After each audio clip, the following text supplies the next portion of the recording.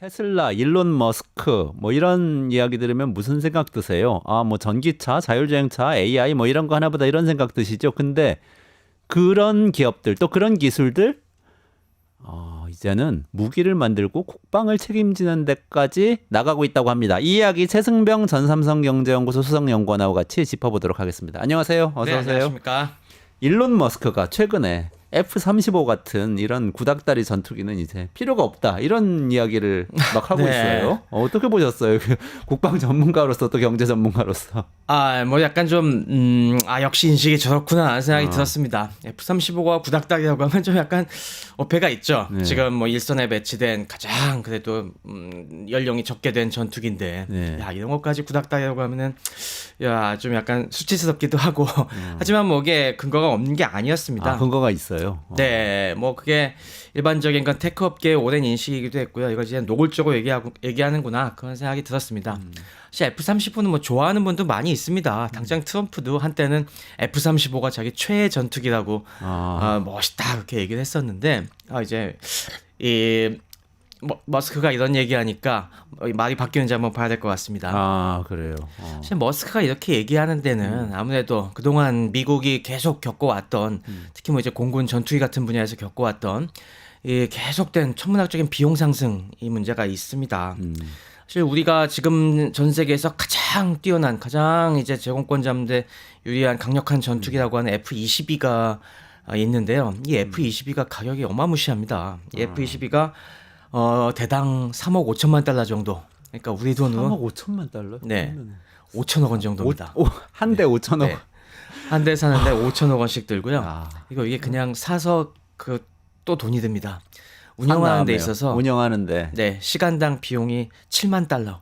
그러니까 1억 원씩 듭니다. 시간당 1억 원이요? 그러니까 비행기를 띄우고 나면 네, 띄우고 작전하면은 그냥 한번 1시간 잠깐 나갔다 오는데도 1억 원씩 드는. 네, 이거 뭐 사는 것도 힘들지만 굴리는 것도 굉장히 힘듭니다. 그래서 F-22가 너무너무 돈이 많이 드니까 그래서 사실 이 미국도 견디지 못해서 만든 게 F-35였죠. 그래서 F-35 같은 경우는 F-22의 문제가 아무래도 공군만 쓰니까 생산 대수가 적어서 규모의 경제가 안 된다. 그러니까 F-35는 미국의 공군, 해군, 해병대 얘네가 다 공통으로 쓸 수 있게 하고 외국에도 많이 팔아갖고 규모의 경제를 만들자라고 그런 걸로 시작했지만은 그래도 가격이 여전히 8,250만 달러 정도 합니다. 8,250만 달러면 한 1,200억 정도 드나 지금? 그러네요. 네. 그리고 이것도 운영비 줄인다고 해도 한 4만 달러. 여전히 한 6천만 원 정도 듭니다. 줄이긴 줄였는데 그렇게 많이 줄이지 못했네요. 근데 성능은 F-22가 넘사벽인 거죠. 엄청 좋은 지금으로서는 그렇죠. 최고의 스텔스 전투기 이렇게 봐도 되는 거죠. 사실 목적이 다른데요. F-22는 말 그대로 진짜 제공권을 장악하기 위한 제공 전투기로서 성능에 최우선을 두고 만들어졌는데 F-35는 이렇게 여러 군데 써야 되니까 멀티롤 다목적으로 이제 만들어졌습니다. 그래서 이런 걸 모든 여기저기에 그런 요구사항을 다 맞추려고 설계하고 제작하다 보니까 이제 생각보다 비용이 많이 들어간 거죠. 머스크는 이런 구도 자체가 다 불만인 겁니다. 네. 원래 이렇게 미국의 강력한 군사력을 유지하기 위해서는 딱딱 목적에 특화된 그런 전문 선수들 만들어서 유지해야 되는데 이런 식으로 만능으로 그냥 다목적으로 어정쩡하게 만들다 보니까 성능도 좀 미흡하고 그렇다고 해서 비용도 생각보다 많이 줄이지 못했다. 이게 어디에 문제가 있겠느냐. 결국에는 사람이 탄다는 게 문제라는 겁니다. 그러니까 이게 우리 뭐 비행기 설계하시는 분한테 항상 얘기 들어봐도 왜 이렇게 비용이 많이 들어? 왜 이렇게 복잡하고 고려할게만 해? 하고 하면은 사람이 타니까 어쩔 수 없다는 얘기 많이 하시거든요. 사람이 타니까 그럼 사람이 뭔가 살아남을 수 있게 환경을 구축해야 돼서 그렇다는 건가요? 그렇죠. 뭐 피격 당해도 사람이 탈출하고 생존할 시간을 벌어줘야 되고 네네. 기동을 하는 데 있어서도 우리가 사람이 안 타면은 막 기계 한계까지 밀어붙여서 막 그 복잡한 기동을 할 수 있겠지만은 사람은 그렇게 하면은 졸도하거든요. 그러니까 사람이 버틸 수 있는 정도로 이 기동을 하게 또 제한을 걸고 이렇게 하다 보니까 조종사가 아무리 훈련을 받아도 너무 극단적인 상황이 오면 그건 대처가 기절하거나 막 사망할 수도 있으니까 맞습니다. 그 정도까지는 기술을 발휘할 수가 없는 거군요. 전투기가. 그렇죠. 그런 걸 다 고려하다 보면은 뭐 비용도 많이 들고 또 사람이 타게 되면 그 다음에 운영할 때도 위험 수당도 줘야 되고, 뭐 하여튼 인건비 조종사 키우는데도 비용이 많이 들고. 그렇기 때문에 사람이라는 존재를 안고서는 이런 목적을 만족시킬 수 없다. 그러니까 결국에는 드론으로 가야 된다라는 게 이 머스크의 생각이 깔려 있었던 거죠. 그거는 뭔가 일론 머스크 개인의 생각이기도 하지만 그쪽 그 빅테크 쪽에 있는 사람들이 다 갖고 있는 생각하고 좀 일맥상통하기도 하네요. 샘 알트만도 뭐 노동은 다 필요 없어질 거니까 뭐 기본소득 도입해야 된다 이런 얘기도 하고 일론 머스크는 로봇을 실제 개발해가지고 공장에 투입하겠다고 하고 또 팔란티어 같은 경우도 맞습니다. 소프트웨어를 통해서 지금 중간 관리자들 다 대체하는 그런 프로그램 만들겠다 뭐 이러는 거 아닙니까? 맞습니다. 뭐 이 일론 머스크나 그런 말씀하신 기업가들이 항상 이제 기업은 효율을 위해서 그리고 돈을 벌기 위해서 사람을 자르는 게 특히 미국은 해고가 쉬우니까 워낙 일상화된 곳에서 성장해온 사람들이기 때문에 왜 군이라고 그걸 못하냐. 군이 그걸 거부하는 것도 결국에 일종의 관료주의적인 타성이다. 네네. 여기서 군도 기업과 같은 움직임을 해야지 결국에 미국이 더 강력해진다라는 부분을 얘기하는 거죠. 그러면 무인 F-35 얘기를 또 찍어서 얘기한 거는 머스크는 무인기 도입하자 구체적으로 얘기하자면 그런 식으로 지금 얘기하는 그렇죠. 건가요? 무인기를 필두로 해서 결국에는 국방부의 관료주의를 해체하고 결국에 우리 군대 국방력도 대다수가 이제 무인 자동화로 나가자. 무인 자동화로 나가자. 무인 자동화 자율무기로 가자라는 걸 이제 밀어붙인 거죠. 그러니까 AI 가속주의자로서 할 수 있는 뭐 그런 이야기네요. 그렇죠. 뭐 당장 지금 미국이 어마어마한 예산을 들이지 않습니까? 미국의 1년 국방 예산이 한 8,500억 달러 진짜 지금 한 1,300조 원 그 정도까지 이제 되는데 공군만 봐도 공군 1년 예산이 지금 한 1,880억 달러가 넘을 겁니다. 이게 한 280조 원 정도 되는데 이 예산 중에서 한 22에서 23% 정도가 지금 인건비예요. 그러니까 뭐 이게 많다면 많고 적다면 적을 수도 있는데 그러니까 미 공군 기준으로 봤을 때 한 50만 명 고용하고 60조 원 정도 인건비로 쓴다고 보시면 됩니다. 그러니까 인당 뭐 물론 억대 연봉을 주고 있는데 뭐 그 정도 처우는 해줘야겠지만은 이 부분에서 우리가 더 줄일 수 있으면은 오히려 그런 쪽에 더 기술 혁신을 하게 되고 우리가 오히려 소수 정예 사실 테크업계가 사실 그렇지 않습니까? 그렇죠. 테크업계가 사람은 줄이되 각각 사람들에게는 어마어마한 연봉을 안겨줘서 최고의 인재를 뽑아서 경쟁력을 유지하는 풍토가 있으니까 결국에 이런 테크업계의 억만장자들의 생각은 군대도 그렇게 가야 된다. 그게 더 장기적으로 봤을 땐 경쟁력이 높아지는 것이다라는 생각을 갖고 있는 거죠. 그러네요. 일론 머스크는 자기 경험으로부터 이런 얘기가 다 나오는 거겠죠? 네, 그렇습니다. 아무래도 그게 스페이스X 하면서 나사가 지난번에도 말씀드렸지만 스타쉽 얘기할 때도 이 나사가 관료주의에 빠져서 굉장히 고비용 발사체를 계속 만들어내는 상황을 스페이스X가 확 들어가서 이걸 뒤엎는 데 성공했잖아요. 그러니까 본인은 나는 허황된 사람이 아니다. 한 경험이 있다. 할 수 있다라는 이런 자신감과 실적까지 갖고 있는 거죠. 그리고 여기에 뭐 이번에 진짜 뭐 예사롭지 않게 들리는 것이 지금 국방 안보 분야의 인선들 보더라도 뭐 지난번에 제가 헥세스가 장관 나왔다고 했고 이번에 또 2, 3일 전에 차관 인사가 발표가 됐는데 이거는 서베러스 자산운용의 국방부 차관이죠. 네, 국방부 차관의 서베러스 자산운용사 CEO가 떡 이제 또 배치가 됐어요. 자산운용사 대표가 스티븐 페인버그하고 국방부 차관으로. 네. 뭐 물론 미국 역사 이런 뭐 민간에서 온 경우가 여러 있었습니다만은 이거는 확실히 국방 예산 손 메스를 대겠다는 거거든요. 그러니까 이게 장관은 마초로 유명한 사람. 그러니까 장관은 군에서 성소수자 포용 정책을 없애버리겠다라는 얘기고 차관은 들어와서 여러 가지 돈줄 개혁하겠다라는 그런 이게 너무 노골적으로 보이는 것 같습니다. 그렇군요.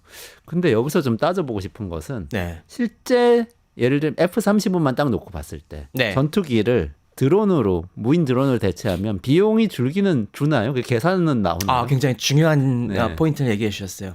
그 부분이 사실은 우리는 뭐 당연히 드론으로 바꾸면은 비용 당연히 줄겠지라고 쉽게 생각하는데 아주 이렇게 간단한 문제는 아닙니다.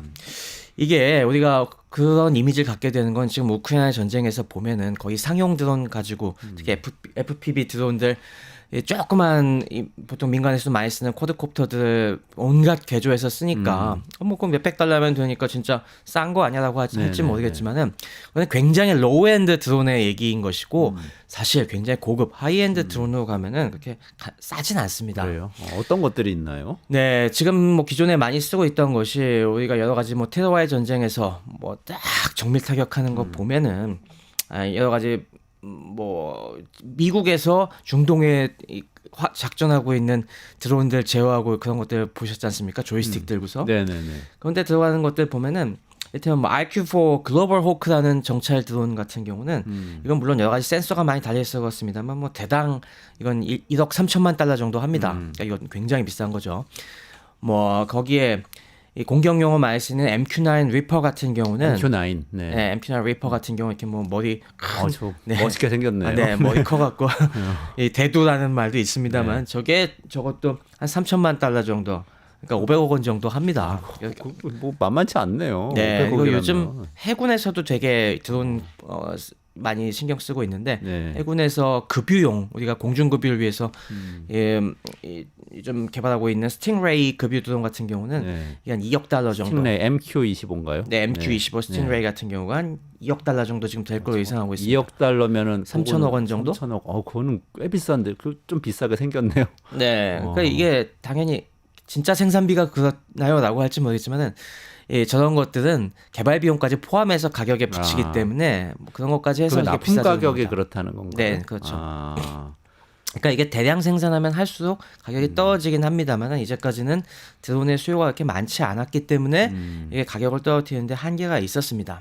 하지만 앞서 얘기한 대로 이제 워낙 의회에서 너무 비싸다. 이게 왜 이렇게 돈덩어리냐 하는 공격을 너무 많이 받아왔기 때문에 이미 한 10년 전부터 미국 국방부와 여러 각 군에서도 좀 어떻게 좀 저비용 구조로 만들 수 없을까, 이런 드론을 많이 보급할 수 없을까 하는 준비를 해왔습니다. 그래서 미 공군연구소에서 한 10년 전부터 얘기해온 게 저비용 소모성 항공기 기술 LCAAT라는 걸 갖다가 이제 연구를 많이 해왔습니다. 네네. 이게 뭐냐면은 기존에 우리 공격 무기가 두 개로 극단화되어 있습니다. 하나는 한 번밖에 못 쓰는 미사일. 미사일은 한 번 날아가서 꽝 터지면 그렇죠. 끝이죠. 그럼 끝이네요. 네, 그거는 가격은 쌉니다만 한 번밖에 못 쓰는 단점이 있었고, 반면에 지금 여러 가지 전투기나 포격기나 이런 것들은 여러 번, 뭐 수백 수천 번을 쓸 수 있습니다만은 대당 단가가 뭐 몇 천억씩 단위로 나가니까 이건 너무 극단화돼 있다. 요 중간 정도를 만들어 보자. 그러니까 이게 사용 횟수는 제한돼 있습니다. 한 수십 번에서 수백 번, 많아야 수백 번 정도 되되 비용은 그 사이 정도. 미사일과 그런 일반 유인 전투기나 이런 것들의 중간 정도, 그러니까 수백억 정도, 뭐 수십억에서 수백억 정도 가격이 되는 걸 이제 만들어서 이걸 대량으로 보급시키자. 이게 이렇게 해갖고 나온 것들이 뭐 XQ58이라든 그 발키리라든가 XQ67 이런 것들이 지금 한창 개발 중에 있습니다. 이런 것들은 뭐 한 수십에서 수백 번만 쓰고 버릴 생각이니까 이런 것들은 너무 밀리터리 스펙이라고 쓸데없이 고스펙을 맞추지 말고 우리 상용 제품 정도의 여러 가지 기준만 맞춰갖고 제조하자. 그래서 이 발키리 같은 경우는 XQ18 발키리 같은 경우는 이게 드론이지만은 우리 비행기 보면은 사실 비행기에서 생각보다 많은 부분을 차지하는 게 이착륙 부분이거든요. 네네. 랜딩 기어 같은 거 넣고 빼고 하는 것도 사실은 이게 많이 잡아먹습니다, 공간을. 그래서 이건 아예 어떻게 하냐면은 차량에다가 레일에서 로켓을 달아서 로켓을 팍 쏴갖고 이륙을 시킨 다음에 그 다음에 내릴 때는 어느 정도 내려온 다음에 낙하산 펴서 떨어지고 회수하는 MQ58A 발키리가 그렇게 하는 거죠. 그런 식으로 해서 비용도 낮추고 같은 이 크기의 여러 가지 장비라든가 무기를 많이 실을 수 있게 이런 식으로 저비용 구조로 만들자는 개념들이 많이 들어가 있습니다. 그렇게 착륙해도 다시 쓸 수 있나요? 근데 착륙하다가 파괴될 수도 있잖아요. 그걸 위험까지 감안을 해서. 네. 그러니까 어차피 뭐 쓰다 보면 많이 하다 보면 손실이 되겠지만은 뭐 우리 스타쉽도 마찬가지잖아요. 스타쉽도 이제 가다가 다시 오는 게 회수하다 보면은 젓가락 잘못 집어갖고 실패할 수도 있고 그럴 텐데 그런 것까지 감안해서 그러면은 여기 고장난 부분만 살짝 또 잘 갈아 끼울 수 있게 하는 그런 설계가 집약이 돼갖고 비용을 낮추겠다는 거죠. 비용을 낮추겠다는 거군요. 네, 그렇게 하면 뭐 대략 한 200만 달러에서 한 400만 달러 정도? 그 정도 뭐 몇십억 원 정도에서 이 전투기를 대체하자. 물론 완벽하게 대체는 못하겠지만. 그리고 그러다 보면 이렇게 만들면은 인건비가 안 들다 보니까 운영 비용도 한 10분의 1 이하로 줄일 수 있겠다. 이런 개념이 지금 벌써 10년 전부터 이미 얘기가 계속 나왔습니다. 그게 저비용 소모성 항공기 기술이라는 거죠. 맞습니다. 근데 그렇게 만들면은 이제 전투력에서 좀 뒤지는 거 아닌가요? 성능이 대체가 될 거냐 이런 문제 있을 그렇습니다. 바로 그 부분이 이제 핵심이에요. 드론이 이제 근본적인 질문을 우리가 받게 되는 것이 아니 뭐 드론 돈이 싸다는 건 뭐 인정할 수도 있겠지만은 그렇게 해서 진짜 사람이 움직이는 이 전투기의 복잡한 이 임무 수행 능력을 완전히 대체할 수 있겠느냐라는 부분에서 여전히 이슈가 있는 거죠. 사람 같은 경우는 우리가 전투기 조종사도 굉장히 고도의 훈련을 받습니다만 그만큼 할 수 있는 임무가 굉장히 많거든요. 굉장히 까다로운 상황에서도 조종사는 능동적으로 대처하고 상황 변화에 맞춰서 즉시 임무를 바꿔서 수행할 수도 있고 그렇습니다. 혹시 비유해 보자면은 우리가 왜 의료계에서 요즘 의료용 수술 로봇이나 이런 거 많이 발달되고 있지 않습니까? 네네네. 이게 어떤 특정 수술은 딱 들어가서 잘 할 수 있을지 모르겠지만은 사실 수술하다 보면은 암술 같은 거 하다 보면 꼭 그렇지가 않잖아요. 그렇죠. 암술 하시는 분 얘기들 들어보면은 밖에서 진단할 때는 몰랐는데 배를 딱 가르고 보면은 생각지도 않았던 데서 전이가 돼서 암덩이가 있다든가 뭐 그랬을 때 사람 같은 경우는 오랜 감각과 경험이 있으니까 그러면은 이것도 이거 제거해야 돼라고 하면서 그런 거에 대한 능동적인 대처를 할 수가 있는데 그러니까 우리가 명의가 필요하다는 거죠 아직. 그렇죠. 그러니까 이 군사 임무도 마찬가지입니다. 이런 경우도 수많은 돌발 상황에서 충분히 이게 아직 인간 비행사만큼의 대체 능력은 없다라는 것이 얘기여서 우리가 그래서 뭐 혹시 탑건 매버릭 그 영화 보셨습니까? 네네 봤어요. 탑건 매버릭 보면은 왜 거기 60대 톰 크루즈. 그렇죠. 50대 톰 크루즈가 장군 에드 해리스가 분장한 그 제독이 막 그 굉장히 그 마지막 대화가 되게 인상적이죠. 중간에 보면은 매버릭 종말은 피할 수가 없어. 너 같은 종자들은 이제 멸종될 종자들이야라고 이렇게 하니까 그러니까 이게 드론이 아프다 대체할 거니까 너 같은 사람 조종사 필요 없다라고 하니까 그때 딱 그 톰 크루즈가 쏘아주죠. 그 maybe so, sir, but not today. 아직은 아니다. 언젠간 그럴지 모르겠지만 아직은 아닙니다. 근데 딱 지금 그 상황 같아요. 아직은 아닙니까? 네, 이게 아직 인간 영역을 완벽하게 대체할 만큼의 수준은 아니지만 지금 AI 기술의 발달로 이게 빠르게 잠식돼가고 있다는 거죠. 근데 AI가 그래도 빠르게 대체해가고 있지 않나요? 어때요? 네, 그래서 지금 당연히 그런 면을 고려해갖고 지금은 주 개념이 사람과 그래서 이런 드론의 협동 작전을 목표로 하고 있습니다. 그러니까 아직까지는 AI로 완전히 대체해서 그런 중요한 임무까지 하기는 어렵고 100% 신뢰하기는 어렵기 때문에 사람 한 명이 그래서 사람이 타는 비행기가 가고 거기에 이런 드론들이 한 10대씩 따라 붙어갖고 같이 들어가서 목표 지점에 가서 사람이 지금 저걸 공격해야겠어라고 하면은 자 나가 이렇게 하면은 드론들이 달려 들어갔고 공격을 하는 이런 식의 협동 개념을 많이 지금 얘기되고 있습니다. 그럼 사람이 탄 전투기는 지휘관 노릇을 하고 그렇습니다. 나머지 무인기들은 지휘관의 명령에 따라서 가서 임무를 수행하는 맞습니다. 그래서 로열 윙맨이라는 그런 표현을 써요. 아주 충실한 윙맨 그 밑에 새끼 조종사라는 그런 의미죠. 그렇기 때문에 이게 사실 로보틱스에도 보면은 협동 로봇이라는 개념이 요즘 유행하고 있잖아요. 제조 현장 같은 데서 사람 이제 관리자가 있고 거기서 밑에 로봇들이 그 관리자의 지시를 받아서 임무를 수행하는 그런 것처럼 이게 인간을 완전히 대체하는 거는 좀 약간 유보적이지만은 어쨌건 인간과 이런 드론과 로봇 이런 것들이 협력을 해서 그러니까 AI 드론이 조수 역할을 하는 거죠. 그렇죠. 네. 그 사무실에서 벌어진 일하고도 또 비슷한 면이 있는 거 같네요. 맞습니다. 이게 다 같이 궤를 딱딱딱 지금 맞춰가고 있는 거예요. 그러네요. 개념이 굉장히 비슷합니다. 엔지니어들도 요즘 뭔가 숙련된 엔지니어는 필요한데 그 초보 주니어 코딩하는 사람들은 이제 필요 없다 이런 얘기도 하고 맞습니다. 디자인도 마찬가지고 그렇습니다. 그래서 요즘 AI 에이전트 개념이 되게 유행이잖아요. 근데 AI 에이전트가 군대에도 다 지금 들어가고 있는 거예요. 그리고 이 테크 업계 머스크를 비롯한 플레이어든 이걸 지금 민간이랑 같이 가야 된다. 네네. 미군도 이걸 계속 주장하고 있는 겁니다. 아, 그렇군요. 근데 그러면은 드론을 이렇게 저가 드론까지 다 개발해서 소모성, 그래서 저가형 소모성 드론까지 개발해서 다 투입하면은 비용이 확실히 줄겠네요. 네, 근데 그만큼 이게 주는 건가요? 그리고 10분의 1 정도 주는 거는 맞아요? 그것도 다시 확인하고 싶어요. 근데 그렇지 않습니다. 사실 여기에는 또 한 가지 고려할 것이 숨어 있는 비용이 있습니다. 아, 자, 우리가 드론 하나하나 그냥 뭐 껍데기 하나 사오는 거는 그게 뭐 10분의 1, 뭐 심하면은 뭐 수십 분의 1로 줄어들 수도 있겠지만은 이걸 운영하려면은 추가적인 인프라가 필요합니다. 당장 우리가 여러 가지 지금 IT 기기들은 뭐 PC 같은 거 엄청 싸잖아요. 근데 PC가 이게 인터넷이 없는 상황에서 우리 PC라든가 이런 스마트폰 같은 IT 기기가 무슨 소용이 있겠습니까? 별로 쓸모가 없잖아요. 그렇죠. 요즘 네. 시대에는. 마찬가지예요. 드론이 되면은 더더욱 어려워지는 게 뭐냐면 통신망이 정말 잘 돼 있어야 됩니다. 그러네요. 드론한테 명령을 내리려면 네. 통신으로 해야 되니까. 맞습니다. 사람은 직접 가서 뭐 어떻게든 할 수 있겠지만은 드론 같은 경우는 원격으로 계속 이걸 조종을 해줘야 되기 때문에 이 적의 깊숙이까지 우리의 군사 통신망 그것도 항상 이제 해킹과 공격의 위험에 노출되어 있는 그런 상황에서도 잘 작동하는 아주 훌륭한 군사 통신망이 갖춰져야지만 이게 쓸모가 있는 거예요.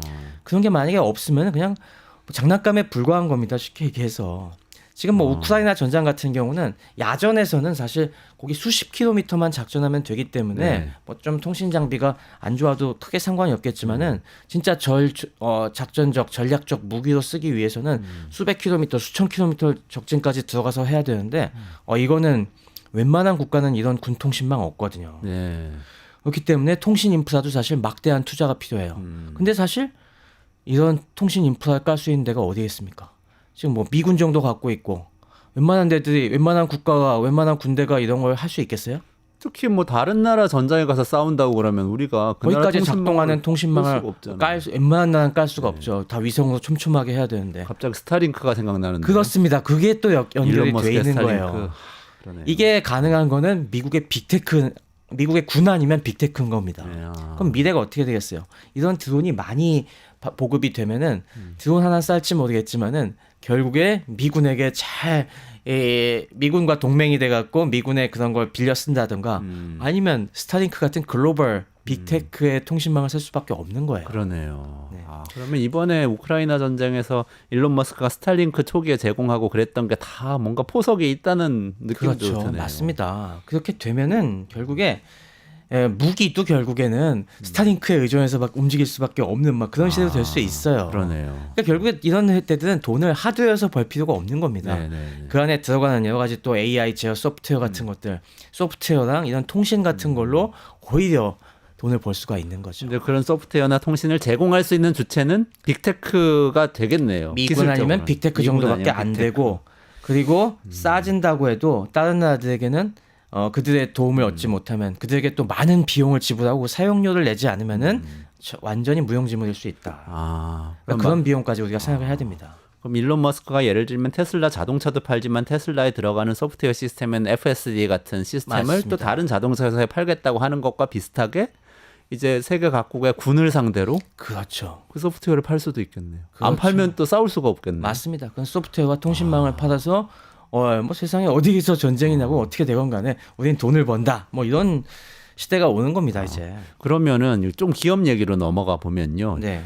미국에서는 사실은 그동안에 군산복합체라고 그래서 방위 산업체들의 영향력과 또 경제력이 엄청났다는 게 다 얘기가 나온 얘기 아닙니까? 로키드 마틴이 뭐니 네. 하는 곳들. 근데 그러면은 지금 이 일론 머스크나 뭐 또 아까 잠깐 언급했던 팔란티어나 이런 사람들이 등장하고 빅테크가 들어가면은 기존의 체계는 무너지는 건가요? 그렇죠. 이 판이 크게 뒤흔들 걸로 예상이 되고 있습니다. 그리고 아까 얘기한 것처럼 미국의 국방 예산이 뭐 이미 뭐 천조국 얘기하는 천조를 넘어서 1300조 그중에서 장비 관련된 것도 몇백조 시장이 되기 때문에 이걸 왜 저런 전통적인 기업들이 관료주의로 찌든 저런 전통 기업들이 전통 방산 기업들이 갖고 있냐. 이걸 민간에게 개방해라라는 걸 이미 10주년 전부터 빅테크들은 계속 청원을 넣었는데 이제 그 뚝이 터지는 시대가 될 것 같습니다. 그래서 이거의 뭐 역시 대표 주자가 그 피터 틸이 이끄는 여러 기업들이 지금 각광을 받고 있어요. 피터 틸이 미는 대표적인 기업이 팔란티어지 않습니까? 네. 팔란티어가 그동안 아시겠지만은 여기서 여러 가지 정보 시스템을 미국 여러 가지 정부기관에 공급하면서 그동안 계속 세를 넓혀 왔는데 지금 얘네가 그 기술이 어마어마하게 고도 발전돼 갖고 국방 데이터도 아주 잘 다각도 다룰 수 있는 그런 기술이 이미 생겨났고 그걸 필두로 해서 최근에 이제 또 각광받고 있는 기업이 이제 안두릴이라는 기업도 있습니다. 아, 안두릴 혹시 들어보셨어요? 저는 못 들어봤어요. 네, 안두릴이 요즘 안두릴. 네. 네. 사실 팔란티어는 이 업력이 좀 됩니다. 팔란티어는 그래도 벌써 설립된 지 20년이 넘은 기업이고 그동안 여러 가지 첨단 시스템들 많이 공급해서 그나마 알려졌는데 안두릴은 훨씬 이게 역사가 짧습니다. 한 7년? 7년 정도 되는데 재밌는 거는 이것도 팔란티어랑 인적 구성이라든가 뿌리가 굉장히 비슷해요. 그래요? 기업 자체가. 이게 보면은 안두릴의 창립자가 팔머 럭키라고 하는데 92년생입니다. 나이도 아직 32살밖에 안 되는데 이 친구가 오큘러스를 창립한 그 바로 사람이에요. 그래서 이 우리 네. 딱 이 VR 헤드셋 오큘러스를 만들어 갖고 이걸 페이스북에 팔아 갖고 돈을 어마어마하게 벌었죠. 그래서 그 돈을 갖고 이 사람이 이제 똑똑하게 행동하니까 역시 피터 틸이 야, 너네 우리랑 같이 일해보지 않겠니? 라고 해서 피터 틸의 이제 파운더스 펀드라고 있지 않습니까? 그 파운더스 펀드도 데리고 오고 이거 팔란티어에서 또 굉장히 똑똑하다고 얘기가 되는 그런 이 트레이 스티븐스라는 친구 갖다가 또 불러다가 피터 틸이 걔네들이 딱 막 얘기를 해보니까 이거 국방개혁에 우리 관심이 있다라고 해서 얘네들이 이제 기업을 만들었어요. 근데 이 국방 기업인데 아주 독특한 게 기존의 국방 이 무기 조달 시스템이라고 하는 거는 먼저 미 군에서 어떤 군사적인 소요가 있다. 이거에 맞게 너네 제안서 내고 개발해봐라. 그렇죠. 보통은 그런 식으로 이제 미군 중심의 발주 체계로 이제 이루어졌습니다. 근데 이 사람들은 이게 문제라는 거예요. 수요자가 그거에 맞춰서 우리가 끊임없이 그 갑의 요구에 맞춰서 우리 계속 그걸 따라가다 보니까 항상 이제 이 요구는 바뀌게 되고 이것저것 덕지덕지 붙게 되면서 우리가 이걸 효과적인 무기를 못 만들어낸다. 그러지 말고 우리는 혁신가다. 우리가 생각하는 우리의 미래 무기의 개념에 맞게 우리가 자체적으로 개발하고 설계하고 만든 다음에 오히려 쭉 라인업을 보여주면서 군대 뭐 미군 공군 어떤 거 원하세요? 라고 하고 골라보세요 하고 이렇게 판다는 거죠. 그거는 굉장히 뭐 기업은 보통 시장에서 그렇게 활동을 하니까 그렇죠. 그렇지만 국방 분야는 그렇게 움직이진 않았던 거잖아요. 맞습니다. 근데 이제 국방부도 그렇게 가야 한다는 거예요. 왜냐하면은 미래 AI 시대에 빠르게 바뀌는 이 기술들은 군대가 다 모른다 먼저. 먼저 수요가 생길 수가 없다. 네, 먼저 우리가 이렇게 만들어야겠다고 컨셉을 만들 수가 없기 때문에 우리가 민간이 먼저 만든 다음에 군에서 그걸 골라 잡는 게 훨씬 비용도 효과적이고 더 혁신적인 제품이 나온다는 거죠. 그래서 이게 먹히고 있어요. 그래갖고 얘네가 지금 각종 드론도 다양하게 만들고 있고 이거 뭐 그것 말고도 다양한 거 만들고 있습니다. 일단 국토안보부를 상대로는 국경 감시하는 감시탑 같은 거 첨단 센서들이 엮인 것도 만들고 해갖고 얘네들이 상당히 재밌는 국방 제품들 많이 만들어서 지금 이 인기를 끌고 있는데 최근에 이 피터 틸과 머스크 이 마피아들이 이런 여러 국방 스타트업들의 힘을 합치려는 그런 시도까지 하고 있습니다. 며칠 전에 파이낸셜 타임즈에 나왔던 영국 파이낸셜 타임즈에서 이 기사가 나와서 또 놀랐었는데 이 팔란티어라든가 안드릴, 스페이스X 그 밖에도 뭐 오픈 AI까지 등등등 해서 컨소시엄을 만들 지금 얘기가 돌고 있다. 오픈 AI면 생성 AI를 그렇죠. 제공할 거고. 얘네들이 테크 업계들 쟁쟁한 이 기업들이 힘을 합쳐갖고 이런 전통 방산 기업들의 판에 컨소시엄으로 확 들어가겠다. 그래서 우리가 더 혁신적인 제품 만들어 주겠다. 너희는 그 보고서 약간 피드백만 주고 개방을 해달라. 이런 식으로 지금 얘기를 하고 있다는 겁니다. 이 면면들을 보면은 와, 이런 환상의 이 테크 업체들이 힘을 합치면은 이거는 진짜 국방산업의 판이 엄청 바뀌겠는데? 라는 그런 생각이 들고 있습니다. 판을 엄청나게 바꾸고 국방 자체가 바뀔 뿐만 아니라 그게 군사력의 성질이 바뀌면 다른 국가들 다른 영역에도 영향을 굉장히 많이 줄 수가 있겠는데요. 당장 우리만 해도 우리는 재래식 무기에선 굉장히 강하다고 지금 한국군은 얘기를 하고 있지 않습니까? 맞습니다. 또 방산업체들도 그쪽에선 굉장히 강하고 포라든지 저번에 말씀 네. 근데 그런 것들이 굉장히 쓸모 없어지거나 또 그런 무기들과 협업해야 되는 미군의 무기들이 성격이 굉장히 달라지면 우리 달라져야 되는 이런 상황도 올 수 있겠네요. 바로 그겁니다. 미래가 정말 빠르게 바뀌고 있다는 것이 그런 면에서 사실 우리가 지금 계속 한국 산업이 봉착하고 있는 문제가 이 급변하는 AI발 격변의 시대에 우리가 전통적으로 쌓아 올린 경쟁력이 쫓아갈 수가 있겠냐. 우리는 그 혁신을 주도할 수가 없는 그런 상황인데 지금 그 문제가 여기도 마찬가지로 걸려 있는 겁니다. 지금 이 기업들이 전통적인 방산 기업들의 판을 완전히 바꾸면서 혁신적인 무기들을 만들어내면은 우리가 그러면 그거에 비슷한 무기들을 만들어낼 수 있을까?